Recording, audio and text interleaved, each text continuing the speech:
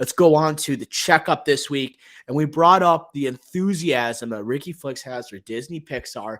And this is where we are going to lead off. On the way from Disney Animations and Pixar, we have Sequel City. We got Frozen 3 on the way. Frozen 2, I think, is the highest grossing animated movie of all time. Is that right, Ricky Flex? Frozen I think 2. Frozen 2. Yeah. I think you're right.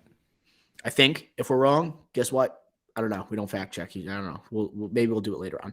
Zootopia 2, right? Not a Pixar movie, but Disney animation, a huge hit from a few years back. We have Inside Out 2, a long-awaited sequel for a Pixar movie. Seems like it was long overdue. But here comes, right, the one that's really taking the internet by storm.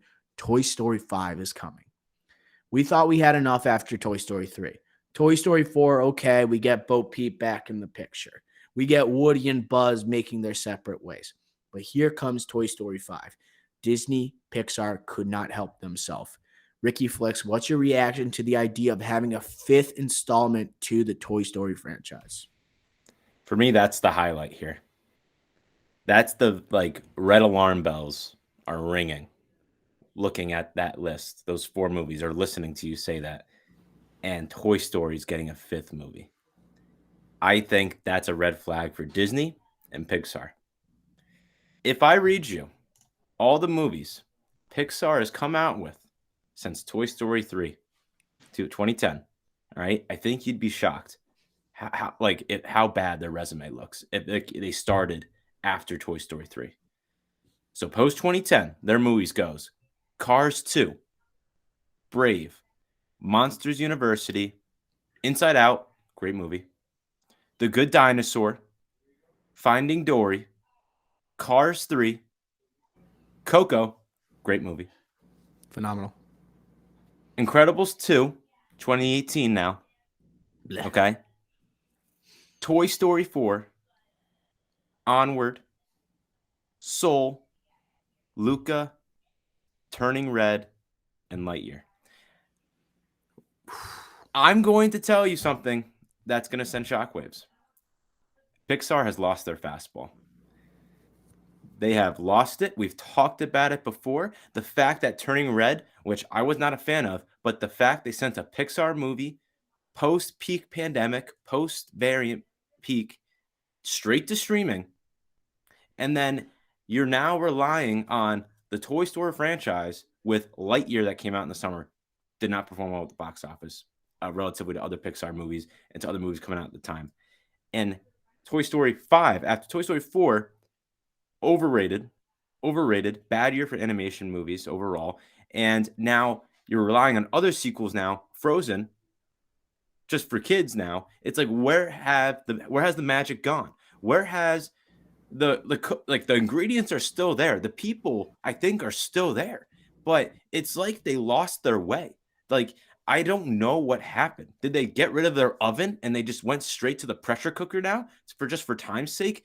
I don't know what's going on, but I'm just stating it now. Maybe they need Tommy John, and then next year they're going to be better and have a faster fastball. But for right now, I'm just stating the obvious that I think needs to be said out to the public. Pixar has lost their fastball. Maybe they need a shot of HGH, the Roger Clemens, Andy Pettit style, right? Maybe get that fastball a little up 4 or 5 miles per hour, a little Justin Verlander action, maybe. But I'm going to play devil's advocate right here. I don't like to see a 5 next to a Toy Story, right? I freaking hate that because you can't almost dilute what Toy Story was, know? It's so, like that 1 through 3, it couldn't be topped. They pushed it with 4, obviously. 5, you roll your eyes. But if you look at that list you just read, there's a lot of new franchises, right? Or new movies that probably won't get sequels. You look at this list. Frozen, one of the strongest franchises Disney has at this point. Zootopia, probably a long-awaited sequel, a movie that was lucrative at the box office and also critically acclaimed. Toy Story, probably the strongest Pixar franchise that we have. Then Inside Out, also a strong first movie that also received critical acclaim. You just talked about how Disney Plus and Pixar They've had this relationship now. It's one where you have straight to streaming. You had a lack of movies being released in theaters. What this slate tells me, none of these movies are going to be released on Disney Plus initially. This is a commitment to the movie theater experience. As much as we hate to see that 5 next to Toy Story, it does show they're trying to kind of rebound from the time of Soul, the pandemic, and then into Turning Red. That's Soul, not, no pun intended. That's Soul Disney Plus release. I think that this is a devotion to the movie theater experience and also to franchises they are familiar with and they know will be profitable at the box office. As someone who is older, grew up on Pixar, right, in their heyday, it's disturbing to watch the franchises that they've created and they kind of just say, okay, let's just go on old reliable. For a animation studio that was known for breaking boundaries and then being the first to do certain things, now it seems like, okay, let's just focus on the dollar signs. Thoughts on that, Ricky Flicks? Did you get that same vibe where this is also a commitment to the theaters? I agree with that. I think that's a great point that needed to be said as well. I just also think like I know you mentioned like lost their soul, but and like I think like they lost their way as well as like their whole point of why they're even a studio is more the creativity side of it, not Right. just with the storytelling, but also the animation. But it seems like the past decade they focused on okay, we have shown that we've done both of those. Let's show that we could reach all these audiences all across the world, diversify around, which I am completely fine with. But I think they forgot their roots. And the reason I kind of I wanted to lay out those movies since 2011, post Toy Story 3, was because now I'm going to read you the movies from since Toy Story. And all of these movies, Doctor, compared to the other ones, I think they're on the same level as Coco and Inside Out, whereas they're all tier 1 or tier 2 Pixars versus post 2010, you only have Coco and Inside Out as tier 1 or tier 2. And then you have 3, 4s, and 5s. So you have Toy Story, A Bug's Life, Toy Story 2, Monsters Inc., Finding Nemo, The Incredibles, Cars, Ratatouille, Wall-E, Up, Toy Story 3. LeBron on the Heat. That's That's what this is. literally no misses. That's why that excellence is gone. That sense of I have to be perfect in everything I do is gone. And maybe it's a money thing. Maybe it's the cultural reaching different audiences. Maybe it's like, hey, we don't care about necessarily creating the top tier content, top tier movies anymore. We just want to release decent movies and reach different audiences, reach kids maybe.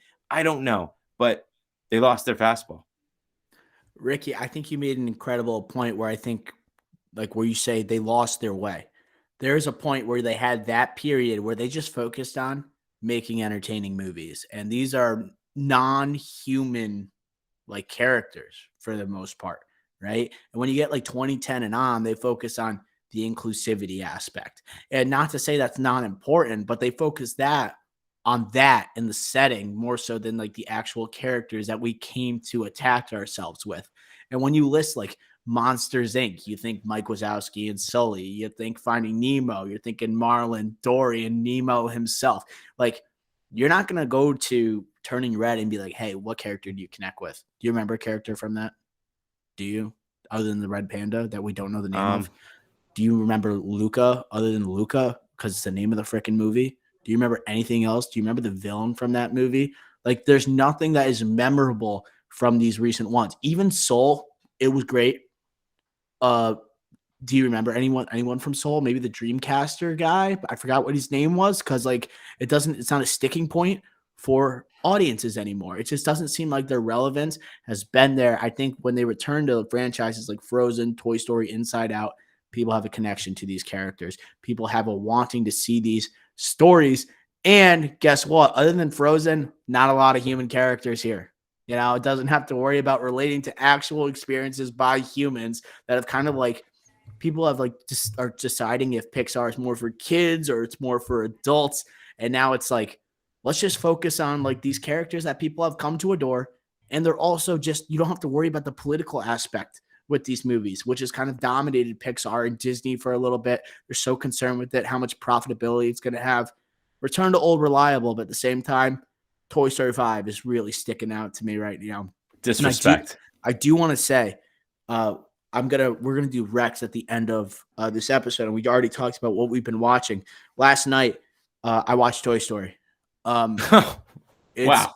because of this Toy Story 5 announcement, because I wanted to get a hit of nostalgia, and I wanted to like say this movie was made in 1995, kickstarts Pixar. If you watch the first 15 minutes of Toy Story, it's almost perfect. It is legitimately amazing to watch. It has the Randy Newman song that like is like the song, the music of Pixar that is so synonymous that seems to have gone away as well. It has 10 minutes of banter between the toys. That is so funny. I dare anyone that's listening right now to watch the first 15 minutes of Toy Story. Try not to smile through it. Try not to smile. Like I used to be a Toy Story 2 is better than Toy Story 1. Like after watching the first 15 minutes, just the first 15 minutes of Toy Story, I was just like, man, I don't think any animated movie has captured what I feel from Toy Story right now. And like you're now on Toy Story 5, and how much has the world changed from 1995 to 2023? We are working on what? So 05, 15, 30 years since Toy Story 1. You're looking to capture the same emotions out of the same audience here. It's not like Lightyear was a massive lucrative hit for Pixar. That didn't make a bunch of money. Are kids really caring about Buzz Lightyear at this point? Or is it just something that parents are turning on for their kids, when they're working at home? That's what it seems like Pixar, they're trying to stray away from, like these other studios are taking advantage of in the streaming sphere, right? Back to theaters. That's why Toy Story 5, as much as it is like a leniency on things that work at movie theaters, I mean, let's see how it does with kids now. It's 30 years since Toy Story 1. Yeah, and my last comment on this is, yeah, I think Inside Out 2, if I had to put a bet on it, I think that's going to be great. I think that could be a potential great trilogy. But my problem is, the reason why I'm mentioning the Fastball. There are no trilogies here, Ricky. But the reason I'm mentioning that here is that the Fastball comment is because you have to go back to Old Reliable so much. You already did it once, and you're doing it with these side shows that we've talked about here on this checkup on Disney Plus, and now you're doing it again with Toy Story, a franchise where a trilogy used to be a trilogy where we said, is this the greatest trilogy ever with Lord of the Rings, The Dark Knight, Indiana Jones, original Star Wars episodes 4 through 6? Like that was in the conversation. Like I know we're laughing here. I don't disagree. It was. And the fact that it's now not 4 but 5, like LeBron James, not 3, not 4, not 5. Like second LeBron reference. It's crazy. They just ruined one of the greatest trilogies ever, and like you said, diluted it. And they had to go back to Old Reliable because they lost their fastball. It's crazy. This is like what we saw with Cars, and now we're seeing with Toy Story. Like Cars was never what Toy Story was. Even the first Cars, people want to say it was great. Maybe it was okay. It wasn't on the tier. It's not S tier Pixar. It's not like that first level. And we got like 4 of those movies, and we're getting like Tow Mater series and Lightning McQueen series. Like they just like milked it. Toy Story is not something you milk. Toy Story is something that you take pride in, right? And it's too late now. When you hit 4, it was over. It was over. And like once you have Keanu Reeves voicing Duke Kaboom, it's over. We had a character named Forky. Like once you hit Forky, right, you never go back, right? You put away you don't put away the utensils once you bring out Forky, right? Those are out. Who knows? Like maybe like any like voices, like we're gonna get Tom Hanks and Tim Allen back. I was thinking about having next week or even this episode, not this episode now, but when we were planning it, a Toy Story character draft. That's something I thought you were gonna say voice character draft. No, just strictly Toy Story characters, Toy Stories 1 through 4. And I'm not even opposed to just eliminating Toy Story 4 and just do Toy Story 1 through 3. Yeah, that's not bad. We should do that soon. That's good. I should have pitched it earlier. All right.